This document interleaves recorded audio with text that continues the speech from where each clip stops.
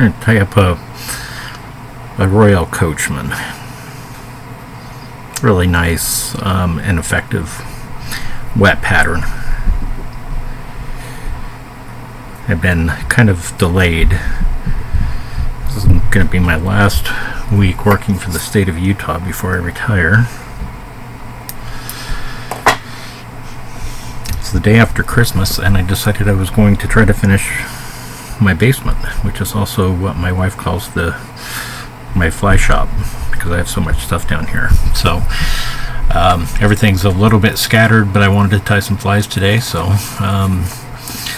we're going to do the Royal Coachman. We're going to start by, we've got an extra long size 14 here in the vise. We're going to use this golden pheasant feather here, which is different than, first of all, it's really a beautiful feather. And just like most feathers, on the other side of it, it's really dull compared to the other side. But one thing that's unusual with this particular feather, compared to what I usually talk about as I'm tying, is the tips are already aligned here. So pinching just to keep those tips nice and aligned, I'm going to go ahead and secure that golden pheasant tail to the top of my hook shank here. That's about how long I want it to be. It's going to be a little bit long, but I want it that way just so that I have kind of those patterns. And now that I have this secured, I'm just going to take my thread back to where I'm going to have the abdomen start on this pattern.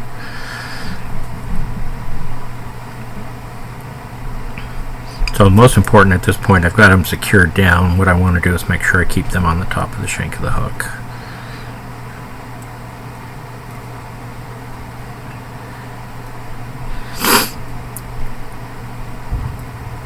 Right about there is going to do us just fine. Take a couple thread wraps forward. We've got our tail in place. Next we're going to tie in a peacock curl. So I've got a peacock eye right here. And I want a fiber I want a herl that's kind of long, because it's going to need to travel all the way up to the front of the fly. So I'm going to pick one down here a little bit further down on the stem. Okay, so with that removed, I'm going to go ahead and secure this down to the hook shank here. Take some wraps forward just to make sure that we've got it where we need it to be. And I'm going to give myself a little bit of extra thread because I really don't want to take really tight cranking thread wraps, especially as we get back to where this abdomen's going to start. Peacock curl is fairly delicate, and if I pull nice and tight on my thread, it'll cut most of the way through that shaft of that herl. And that's really not what I want to have happen. So I've got that secure. I can be tight now. I can make tighter wraps here. I'm just going to come up behind the eye. Okay, so now that I've got that secured, my thread is on my bobbin cradle. I'm going to get my hackle pliers. I'm going to be very ginger with this peacock herl. I'm going to take that first wrap, making sure we miss the point of that hook. We're going to take about 4, 5, 6 turns, touching turns, just moving up, being careful, but we do want those hackle or those fibers to kind of stick up like a hackle.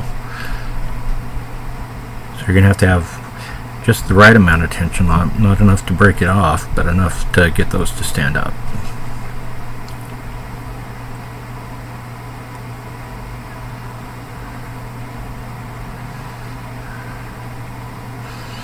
So that's going to do me fine right there.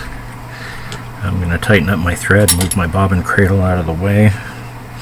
When I say tighten up my thread, I just release quite a bit of thread when I'm hanging it on the bobbin cradle. And I just don't like to tie with that much when I'm going around the shank of the hook. So we're going to bring this thread back towards where we've got this peacock tied in. I'm going to go ahead and switch hands there. I'm going to take a wrap or two over the top of that peacock curl now. So that secured that in place. I'll take a wrap or two in front of it as well. I can let go of the fiber at this point. I'm going to go ahead and just continue working my way up. the shank of the hook with that same peacock curl that we've used there on the back end.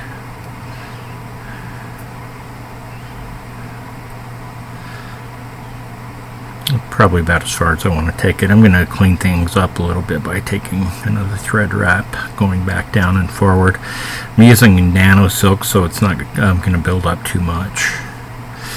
Our next step is we're going to tie in some red floss. Got my piece of red floss here, and I'm going to go ahead and tie it in with a wrap or two, just to kind of secure it to the shaft of the hook. And I'm going to pull that backwards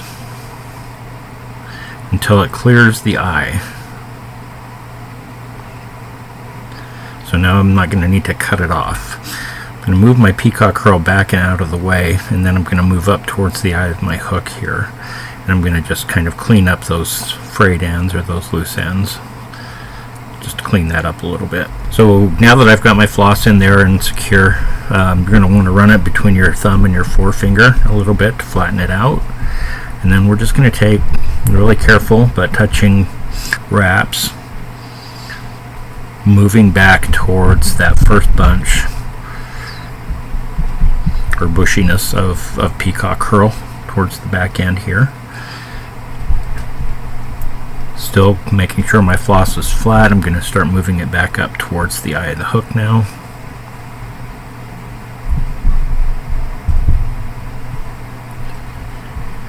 And that's going to do me just good right there. I'm going to go ahead and keep the tension on that floss so that it doesn't unwind. And then we're just going to go ahead and tie that off by throwing our thread over the top of it, securing that down in place, locking it in place. Take a thread wrap or two on the other side of it. And then I'm going to just move my thread ahead of the peacock curl here with a thread wrap or two. And I'll just leave my thread hanging for the moment, come in with my scissors, and I can go ahead and clip off this red floss nice and tight. So now we've got our thread out of the way. We're going to go ahead and attach our hackle plier back again to this peacock curl that we've been using since the very beginning. I'm going to take a few wraps backwards. We'll go ahead and we'll tie off that peacock curl here. And I think we'll be done with it at this point. So just take a wrap over the top of it. Sometimes you have to be really fast like that because that's just fortunate on my part. I don't know what I did to earn that, but it broke off on me. And like I said, peacock curl is pretty delicate, so you can see my hackle plier here, and you can see right where it broke off, but it was right as I was putting a wrap over the top to secure it, and so I didn't actually lose that hurl at all. So make sure that that's down nice and secure. Then I'm just going to come in with my scissors and I'm going to trim off that balance.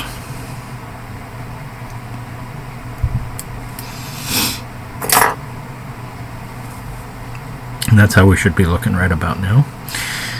Go ahead and clean up, go back up to the front, bring my thread back, and we're going to put in a soft hackle here. And for the soft hackle, I just like a light brown color here. You're going to see I'm going to pull off a humongous feather here, but we're just going to be using a tiny little bit of it. So you can see this thing is huge. And really what I'm looking for are the fibers that are going to be softer, but just a little bit close to the length of the shaft of the hook, which is going to be right about there. I'm going to take the fibers from here and I'm going to just strip them off, moving back, and I want this to be even on either side.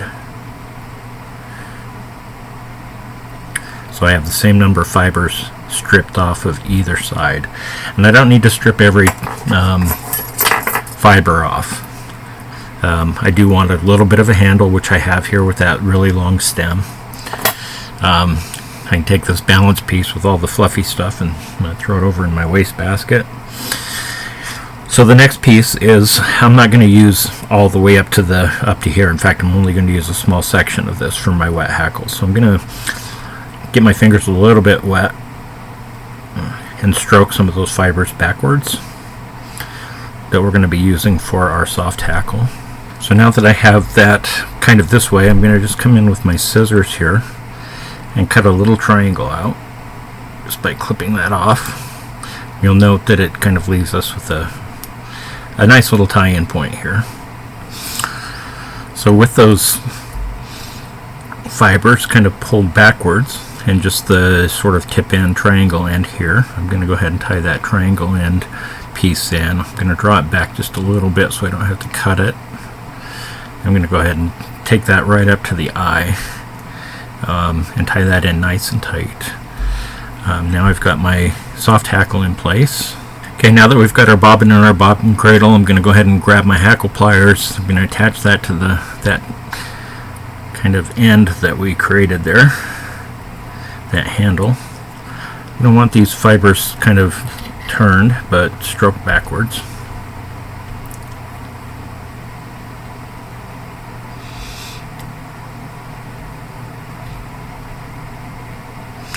We're just going to take a couple of turns moving up towards the eye. What I usually do is every go around like that, I'm going to come back in here with my fingers and work on getting those fibers stroked as far backwards as I can. We're probably going to go around one more time, just like so. We're going to take our thread off of our cradle, and then we're just going to secure the stem here behind the eye of the hook. A couple thread wraps over the top of it. A couple of thread wraps here right behind the eye. Then I should be able to release this safely from my hackle pliers without it falling away. And I'm just going to come in with my scissors and I'm going to try to cut that stem off as close as I can to the shank of the hook. So once I've got that done, again, I'm going to kind of wet my fingers a little bit. I'm going to stroke these fibers backwards and I'm going to start tying over the top of them a little bit to create that backward facing soft hackle look that we're going for here. So we should be just about like that right now. One thing that I'll usually do at this point is I'm going to throw a little bit of wax on my thread so it's a little bit more tacky, both to lay down a base and for it to grab a little bit better when I tie this wing in. So I've got a little bit of wax on my thread, and I'm going to go ahead and take some turns back down towards the eye, because now that thread that's laying down as the base is going to have wax on it. So it's going to help us grip a little bit. So our final step is we're going to cut a couple of pieces of Mallard duck quill, and you're going to want opposing sets like this. So that if I put them together this way, the light sides are facing each other. You want to do that because we want this wing to spread out, and you'll see what I mean when I get that put together. So here's our wing. So I've taken a little bit of a chunk out of each one of those feathers, and because they're opposing feathers, you can see how they splay out one from the other. I'm going to take a measurement. I want this wing to be a little bit longer than the bend of the hook.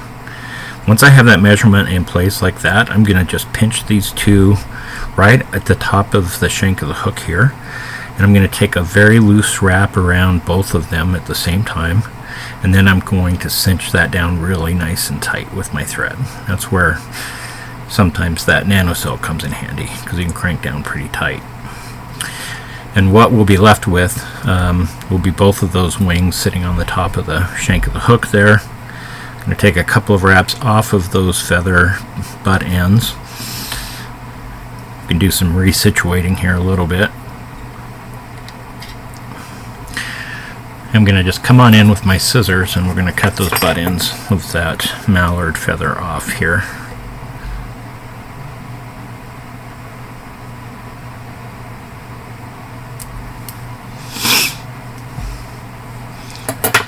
About like that.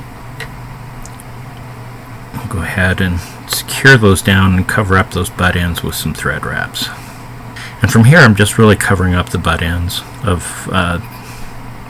what I just cut off on those duck quills. So it's going to have a semi-beefy head, not a tremendously beefy, but enough that you're covering. You notice I'm turning my vise from side to side, and I'm doing that just to make sure that I'm covering up the gray of those butt ends so it's not showing through on those wraps. I'm going to take a wrap or two backwards. I'm going to give myself some thread when we're ready to whip finish this. We'll make some final adjustments after that.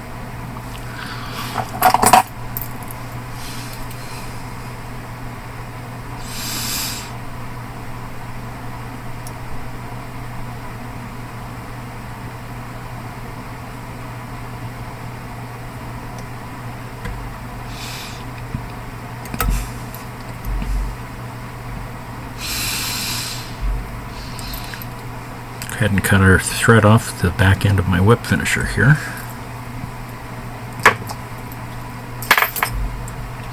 I'm going to throw some head cement on it and we'll be right back. So there we are. We're done with the Royal Coachman. So we've got our feathers there on top. If we turn it, you can kind of see how they're splayed out. Looking from the bottom, you can see the nice golden pheasant tail, and you can see the red floss in our peacock curl. Great wet fly pattern. Be patient with it, give it a little bit of time, but you'll really enjoy tying this fly. Give it a shot.